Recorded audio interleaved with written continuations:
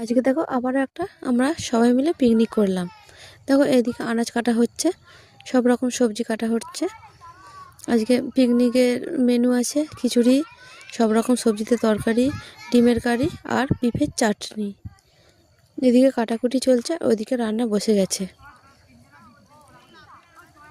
চাল আর ডাল একসঙ্গে সিদ্ধ বসিয়ে দিয়েছে খিচুড়ি হওয়ার জন্য।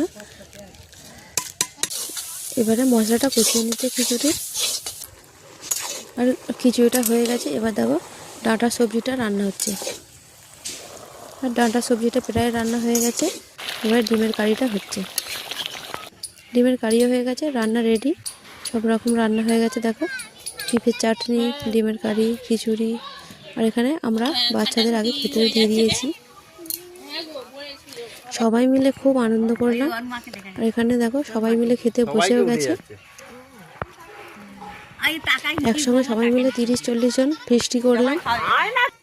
খুব আনন্দ করলাম, খুব মজা করলাম। না পাতাটা আজকে থেকে দিয়ে রাখো, তারা এসে খিচুড়িটা খাবে।